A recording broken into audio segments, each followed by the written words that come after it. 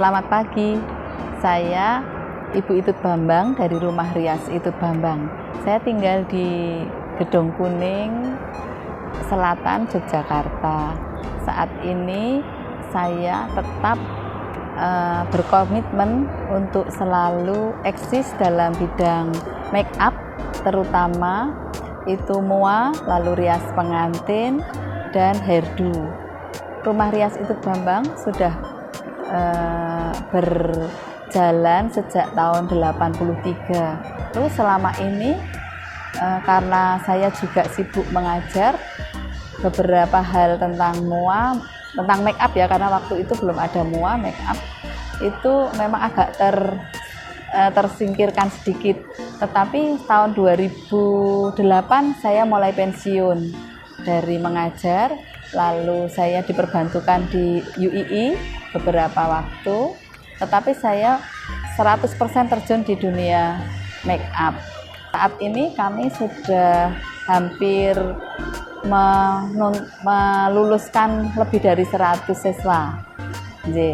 Karena di tempat kami itu khususnya privat, jadi satu persatu dan tatap muka. Mereka datang dari berbagai daerah, lalu mereka kos di Jogja, lalu mempelajari tentang MUA, teknik-teknik MUA, dan setelah selesai mereka itu ada ujian lokal. Lalu saat ini karena kita sudah ada ujian negara yang namanya sertifikasi BNSP, mereka juga ikut itu, dan setelah selesai mereka kembali ke daerahnya masing-masing. Ketika pemerintah mengatakan lockdown, lalu kami menutup usaha kami. Kalau untuk kursus itu hampir kami menutup 6 bulan. Ya. Tetapi benar-benar tutup untuk jasa rias pengantin kami itu hanya 2 bulan. Jadi Maret lalu April itu kami sudah ada job, tapi kita diam-diam karena waktu itu tidak boleh. Jadi kita tetap merias hanya untuk keluarga karena ijab waktu itu. Tetapi di bulan Mei setelah Lebaran itu kami tetap menerima job dan tetap ada. Jadi waktu itu klien kami sudah booking lama sebelumnya. Waktu booking pertama memang harus ada resepsi, tapi karena pandemi jadi kita hanya melayani untuk ijab dan pesta kecil di rumah. Di 6 bulan itu kita tidak berhenti diam, tapi kita tetap saja promosi. Jadi kita promosi terus-menerus, dan di 6 bulan pertama itu kita tutup, tetapi yang mendaftar juga selalu ada. Jadi kita selalu memberi pilihan, memberi promo kalau Anda mendaftar saat ini, lalu biaya pendaftaran itu bisa digunakan sampai 6 bulan ke depan.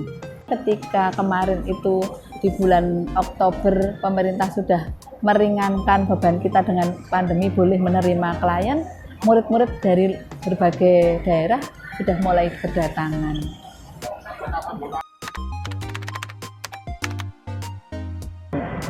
Untuk pandemi ini memang kita agak repot karena kita tidak bisa menerima klien dari langsung gitu.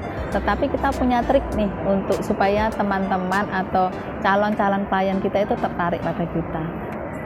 Kita memang percaya pada Google nih, karena kita menawarkan lewat sosmed, ada IG, ada Google My Business, ada Facebook, dan itu kita tawarkan lewat di situ. Tetapi tidak sebatas menawarkan saja, kita juga punya trik jitu untuk menarik mereka supaya mereka tetap menjadi klien kita. Misalnya seperti kalau untuk murid-murid kita memberi promo-promo. Misalnya promonya saya selalu mengatakan ini promo pandemi. Jadi kalau mendaftarkan saat ini, khusus saat ini Anda free beauty case dan kosmetik, dan itu berlangsung sampai saat ini. Lalu yang kedua, waktunya dipersingkat. Kalau mereka ke Jogja sebelum pandemi bisa 3-4 bulan, kita memberi waktu 2 bulan saja, 1 bulan saja. Jadi mereka siap untuk datang ke Jogja. Lalu yang ketiga, tentu memberikan keleluasaan kepada mereka untuk berekspresi. Jadi kita mengadakan event-event kecil yang bisa dilakukan oleh murid-murid untuk praktek langsung setelah mereka atau selama mereka berlangsung kursus. Jadi untuk murid-murid itu kita bikinkan PKL event kecil yang mereka bisa langsung terjun ke masyarakat. Pandemi COVID ini bagi saya itu juga membuat sesuatu yang memprihatinkan, karena saya melihat teman-teman itu banyak yang down. Saya selalu ingin mengatakan bahwa kita tidak boleh berhenti sampai di situ.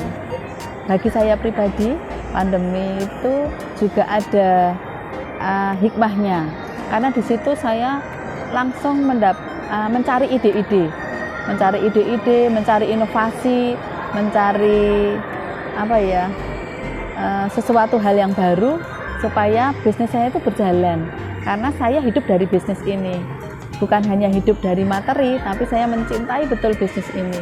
Dan ternyata mencintai bisnis itu bisa kita lakukan kalau kita itu betul-betul berkarya di situ. Kalau mengatakan saya tuh cinta dengan bisnis saya, tapi saya lagi males, itu namanya tidak mencintai.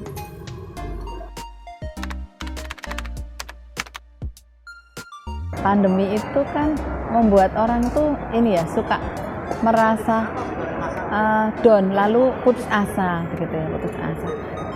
Karena kita tidak yakin, karena kita tidak meyakini bahwa bisnis kita itu bisa berjalan. Nah, dengan meyakini itu kan tidak hanya meyakini saja, tapi kita harus action nih. Kita harus yakin kalau kita bisa jalan. Itu bagaimana? Kalau kita hanya diam, tentu tidak. Tapi bagaimana kita menggerakkan bisnis kita supaya tetap jalan dengan cara seperti tadi. Ya kita menawarkan bisnis kita dong. Lalu kita menunjukkan kalau saya mual, lalu saya mengatakan saya itu mual loh, tapi orang lain tidak bisa melihat portofolio saya, tidak melihat hasil saya, itu tidak bisa. Oke, buat teman-teman muda nih, karena saya sudah 50 plus, saya selalu mencari inovasi, mencari ide-ide dari anak-anak muda. Kalau anak-anak muda bisa, kenapa saya tidak? Tapi ternyata di masa pandemi ini juga ada anak-anak muda yang down. Saya mengharapkan untuk anak-anak muda selalu mencari ide-ide baru, lalu mencari inovasi baru, berkarya kepada hal-hal baru, lalu mencintai pekerjaannya dengan baik. Jangan pernah putus asa, karena dimanapun Anda berada, kalau Anda itu mempunyai ide baru, tidak hanya ide saja, tapi bergerak dalam bidang yang Anda inginkan, pasti Anda akan maju.